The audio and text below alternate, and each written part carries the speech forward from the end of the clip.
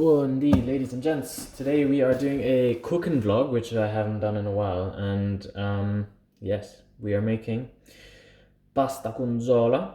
There are variations to this. This is just something I think is one way of doing it. You can do it different ways. There are things you can. My God, I'm not even on. Sorry.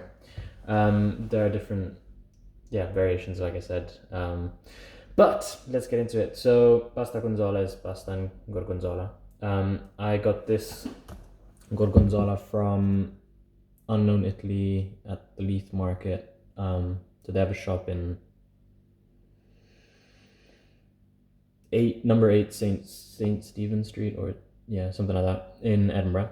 But they were at the market which was literally opposite the St Andrew's First Aid building. So I got that 2 weekends ago and I thought it was really good, and I made this pasta and I was craving it again, so I got it again. And this is gorgonzola DOP al cucchiaio, so it's a particularly creamy thing. So I've gone and had like a good YouTuber that I am, measured out as in taken out half of the pot. I'm using these tiny pans that they use for like the perfect sunny side up egg. I use it for anything from like roasting cumin to melting butter to this. I'm using this just because it's less to wash up, and I like the just seeing, like, you can pour this over in the bowl. There's a terrible view of the camera this week, but it's from my phone, which you might have noticed has better quality. And yeah, anyway, I'm gonna try and keep this kind of short-ish in the sense that my phone does not have amazing space, and I've actually dialed down the quality a little bit, so it's only FHD, 30 frames per second. But basically, this, I was saying, we have our gorgonzola. I'll just show you the pot. Yeah. So yeah, it's a very creamy zola. It doesn't smell too pungent, and I really don't like zola, which is a first for me, this zola. So anyway, this was about 150, 60 grams, so I've taken about half-ish. You will need, obviously, gorgonzola. You will need some pasta. This is not in any way like adverts for this pasta, but this is good pasta. So we're going for tortiglioni, 9 minutes for al dente, 11 if you're not al dente. We've got a little bit of grana, well, actually parmigiano.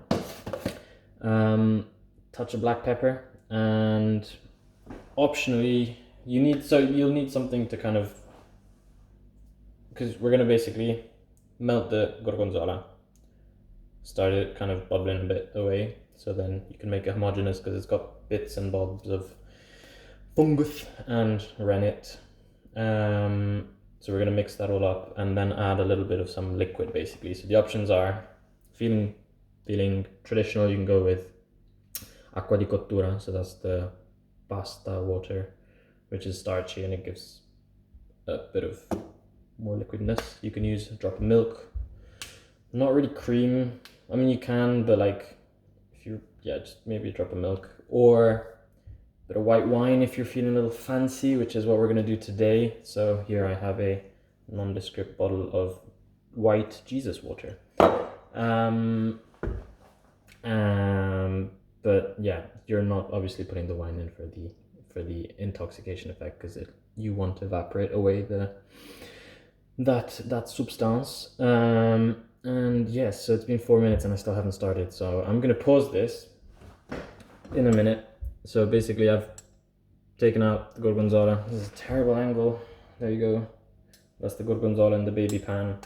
I already put the pepper on just because, I don't know, I've put just a tiny bit of black pepper on it. And I'm gonna boil the kettle, which is super noisy. You don't need to listen to that. And then I will chuck the pasta, which is roughly quarter packet, maybe a bit more. I'm feeling hungry, so I went a little bit more. So yeah, I will get that going. I'll pause this. Hopefully the camera doesn't like shut down in the meantime while I'm filming, because that means I then have to join this clip onto something else, like the next clip that I'll have to restart. Anyway, I digress. yes, I'll get that going and then resume the vlog. So I'm just going to show you how the cheese is melting along. The kettle was boiling, but I wanted to show you while it's kind of got the different levels of consistency. That over, sorry, I'll keep it in landscape. That's the zola. It's a little bit of black pepper.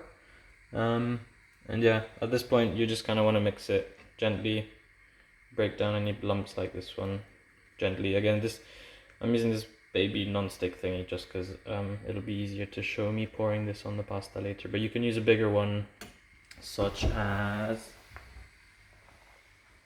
either of these sizes.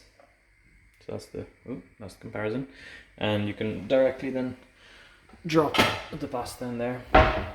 But yeah, you basically want this. You have to remember that when you're making cheesy sauces, as soon as it starts cooling, you lose that liquidiness, which is why we're gonna add a bit of white Jesus water.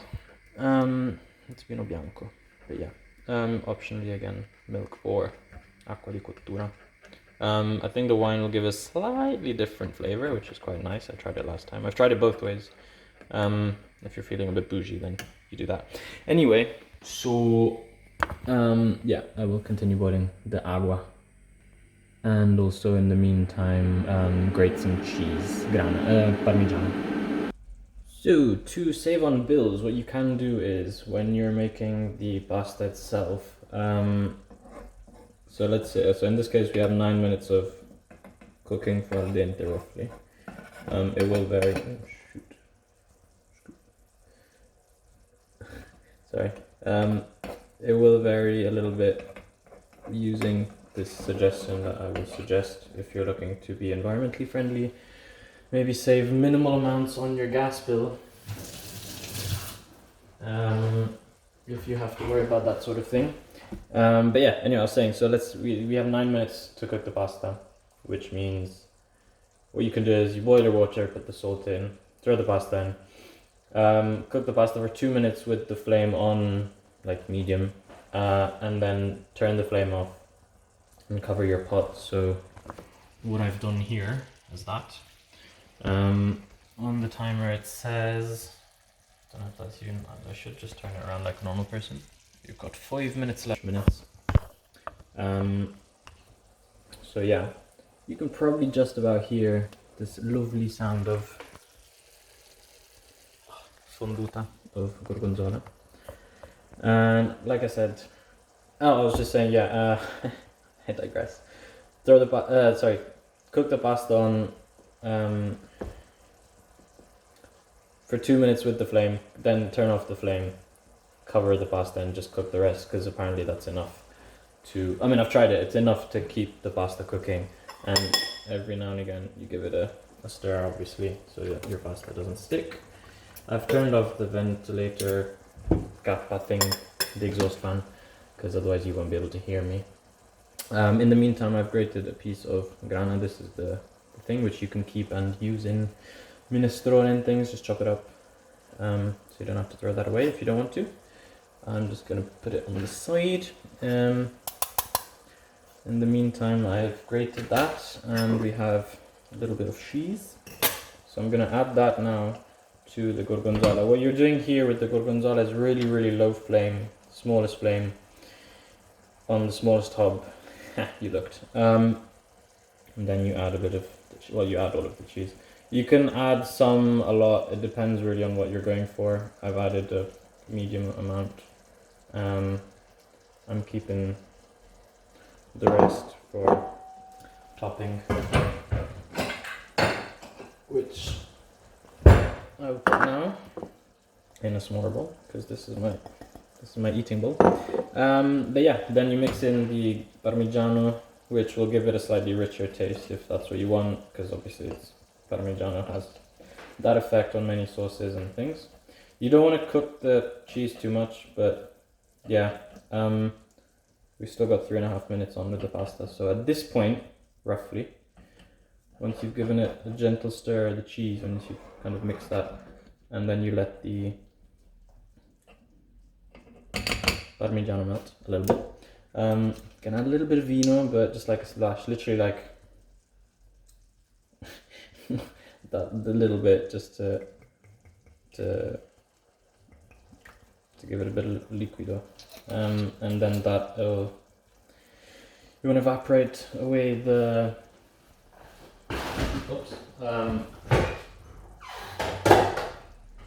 multitasking alcohol, for which you might want to increase the flame a little bit. It's already got a different smell. This smells more like fondue, like cheese fondue, which you get the bread thingy with, you dip the bread into, because of the wine, because apparently they do add wine in the cheese fondue, which, yeah, gives it flavor. Anyway, at this point, yeah, instead of wine you could have added milk or water, as I said last time. And yeah, there's really not that much to the recipe, but it's really nice, and you can again hear the lovely cheese. Just again, so like right now it's quite liquidy. You want to reduce this to like maybe a quarter less volume than it currently is at. It's just the wine that I've added right now. But yeah, now there's no risk, as there was before, of the cheese like boiling over. Yeah, that's about it. Pasta's got a minute left. Sometimes with this energy saving technique, it might take like a minute longer, but again, it depends on how you want to cook. Like some people now only do this.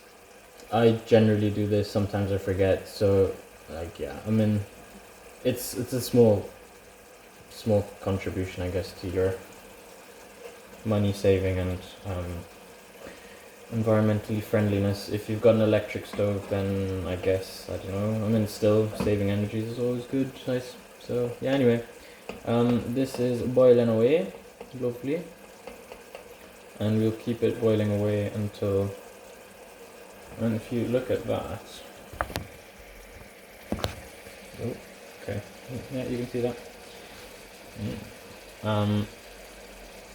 It's a little bit liquidy, but as I mentioned before, the liquidiness also goes away with temperature. So yeah, if you want it more liquidy, keep it more liquidy. If you want it less liquidy, keep it less liquidy. It's really up to you. But yeah, it's quite simple recipe. Yummy, cheesy. If you've got gorgonzola, you'll need about, for one portion, yeah, about, depends how cheesy you want to go. And if you're only using gorgonzola or using a bit of parmigiano / grana, yeah, about 80-ish grams. That's the pasta done. You really just kind of do your own proportions, and yeah, it's all there. But yeah, basically one portion, roughly 80 to 100 grams of gorgonzola. Also depends on what type you have. If you have gorgonzola dolce, picante, I think that's the other version, or this one on cucchiaio, which is already creamier and it's on its own. So I'm gonna turn that off because it's looking very nice. If you go too hot with the flame, then the cheese kind of starts browning, and you don't want that. I'm gonna just check the pasta in 1 second to make sure it's all yummy. Yeah, there you go. I think that's about it. I've talked about how much gorgonzola you need, which gorgonzolas you can use, parmigiano, a little bit of wine / water / milk, and then your pasta of choices. I mean, if you really want full enjoyment, you go with just normal white pasta. You can go with the healthier options of like lentil flour or integrale, which is whole wheat pasta, or any other grain.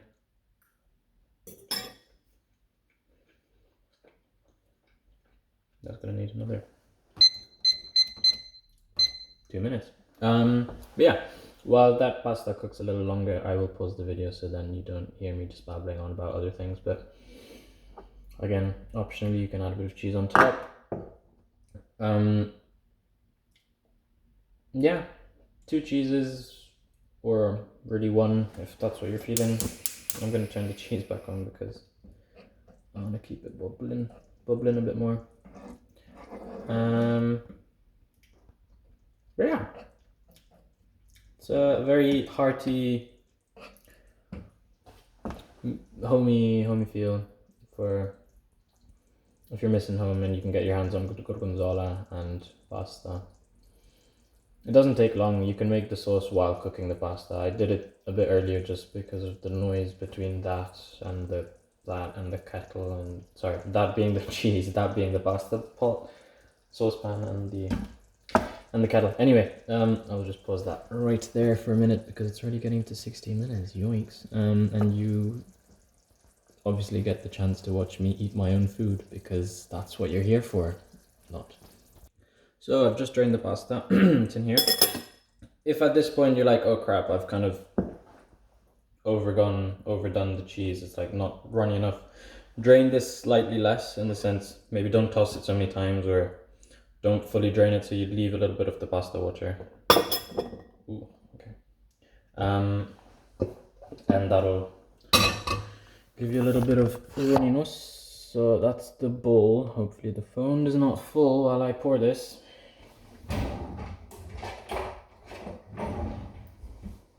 So this is just finished. Oh, this is a really awkward height. This is just finished bubbling, and I'm just gonna put the spoon in there, and then you can. Oh, how do I do this? Yeah, this is really awkward. Let's put you. Let's put you there. There we go. Terrible accent as well. So there we go. You kind of got the. No, you didn't. That was supposed to be a bit more picturesque, but hey, you're getting me as your vlogger, so yeah, let's just put that there. I'm gonna just mix this up and then I'll be sitting down in a minute. So there we have the final product, and we are gonna put that down on the table. Don't need that bar there, and you can watch me eat my dinner. I'm just gonna get some acqua. Anyway, so tutto sommato, there we go. We have our pasta e zola. What else would I say? No, it's not good, guys. Don't try this. Yeah, like I said, variations are variable. You can add more black pepper, less black pepper, no black pepper. You can try different cheeses. If you're a big formaggio, then add other cheeses you can find. You can do quattro formaggi, so you can find like, yeah, do zola, taleggio, fontina, things like that. They're all good. And yeah, that's about it. I'm gonna eat this, and you're not gonna watch me eat the whole bowl because that's really ridiculous. But if you do try this recipe out, let me know what you think. Do comment something, even if you haven't tried the recipe. But yeah, again, I will be doing random vlogs here every now and again, so we'll see what the next recipe is. But I've just made a vlog which is quite long. It's about half an hour, but it's a good watch if you've got the time.